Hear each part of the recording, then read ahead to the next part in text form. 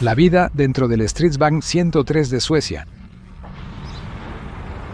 Suecia ha sido una nación neutral durante la mayor parte de 2 siglos. Sin embargo, esta es una neutralidad armada, y la nación escandinava ha invertido una cantidad considerable de tiempo y dinero en equipamiento militar para defenderse de posibles agresiones. Durante la Guerra Fría, Suecia se vio en la necesidad de un nuevo tanque, uno que enfatizara la naturaleza defensiva de la filosofía militar sueca. El resultado fue el Stridsvagn 103, un capítulo extraño pero innovador en la larga y compleja historia del diseño de tanques. Orígenes y nombre. Los planes para el Stridsvagn 103 iniciaron a mediados de los años 50, cuando el ejército sueco buscaba reemplazar su tanque principal, el Centurion británico. Se sugirieron ideas, incluso usar diseños extranjeros. Sven Berge, de la Administración de Armamento sueca, propuso un diseño nacional que fue llamado Alternativa S o Tanque S. Después de algunas modificaciones, la Alternativa S fue aceptada como el reemplazo del Centurion y se convirtió en el Stridsvagn 103, que entró en producción en 1965 y entró en servicio con el ejército sueco a partir de 1967. El nombre Stridsvagn se traduce como carro de combate. Dimensiones. Tras estudios en la Segunda Guerra Mundial que mostraron que la mayoría de las bajas de tanques eran por impactos en la torreta, el Stridsvagn eliminó la torreta y puso el cañón principal fijo en el casco. El tanque tiene una silueta baja, con solo 2 metros de altura, unos 75 centímetros menos que el Centurion al que reemplazó. Mide casi 3.6 metros de ancho, 9 metros de largo y pesa 46.8 toneladas. Armamento. El Stridsvagn 103 estaba armado con un cañón estriado Bofors de 105 mm, L-74 como arma principal, que disparaba la misma munición que el cañón británico L-7 de 105 mm, el cual se utilizó en versiones posteriores del Centurion y en el Leopard 1 alemán, entre otros. Este estaba fijo apuntando hacia adelante, lo que significaba que todo el tanque tenía que girar para disparar al enemigo. Además, debido a esto, el cañón solo podía disparar cuando el Stridsvagn estaba detenido, una desventaja obvia. Sin embargo, esto no era un problema importante porque la doctrina militar sueca asumía que sus fuerzas casi siempre estarían en desventaja numérica. En los duelos de tanques, generalmente ganaba quien lograba el primer impacto, por lo que la precisión era clave. Aunque parezca poco convencional, tener un cañón principal fijo no era nuevo, pues el Jagdpanther alemán ya lo había usado con eficacia. Existe debate sobre si la ausencia de torreta hace al Stridsvagn 103 un cazatanques o un cañón de asalto, aunque suele clasificarse como tanque de batalla principal. El Stridsvagn 103 también utilizaba un cargador automático, lo que reducía la necesidad de más tripulantes y podía llevar 50 proyectiles de munición con una cadencia de fuego de aproximadamente un disparo cada 3 segundos. Tras disparar, el cañón expulsa los cartuchos vacíos por la parte trasera del vehículo mediante una compuerta. Además del cañón principal, había 2 ametralladoras KSP-58 de 7.62 mm y una tercera opcional en la cúpula del comandante. Blindaje. El Stridsvagn 103 estaba protegido por un blindaje frontal inclinado que medía aproximadamente 10 centímetros de grosor.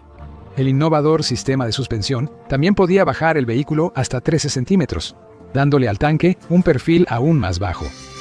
Podía llevar una hoja de topadora para cavar trincheras y colocarse en posición de casco oculto, evitando ser detectado por el enemigo. Esto también aumentaba el grosor del blindaje frontal.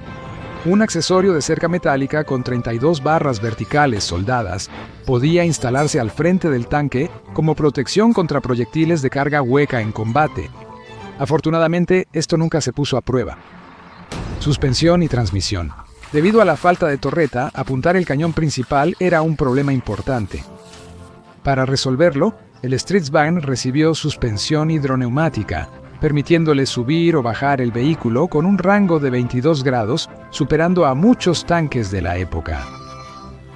El tanque también era lo suficientemente maniobrable como para girar sobre su propio eje, lo que ayudaba a apuntar. La transmisión del Stridsvagn 103 era automática y podía operar en reversa tan bien como hacia adelante. Motor y rendimiento. Otra característica innovadora del Stridsvagn era que tenía 2 motores. La primera variante del Stridsvagn estaba propulsada por un motor diésel Rolls-Royce K60 de 240 caballos de fuerza para la marcha y para girar el tanque al apuntar, y por un motor a turbina de gas Boeing GT 502 de 300 caballos de fuerza para aceleraciones a alta velocidad. Después, se reemplazó por un motor de turbina de gas Caterpillar 553 de 490 caballos de fuerza. Esta fue la primera vez que se utilizó un motor de turbina en un tanque. Luego, los tanques soviéticos T-80 y estadounidenses M1 Abrams copiarían esta característica. La velocidad máxima del Stridsvagn era de aproximadamente 60 km por hora en superficies planas y abiertas, desplazándose sobre 4 ruedas de carretera recubiertas de caucho. El Stridsvagn era anfibio e incluía una pantalla flotante que se instalaba en 25 minutos. Una vez en el agua, el tanque podía flotar, aunque a una velocidad muy reducida de un poco menos de 6 km por hora. Tripulación. El Stridsvagn tenía 3 tripulantes, comandante, conductor y operador de radio, quien también podía manejar el tanque. El comandante y el conductor estaban al frente del tanque. El comandante daba la información de disparo y el conductor giraba el tanque para apuntar el cañón. Además, el comandante tenía un juego duplicado de controles a su lado del vehículo, así como un conjunto de miras que le permitían actuar de inmediato cuando fuera necesario. El comandante podía usar lanzadores de humo para ocultar el Stridsvagn del enemigo cuando fuera necesario. El operador de radio estaba sentado atrás del tanque, mirando hacia allá.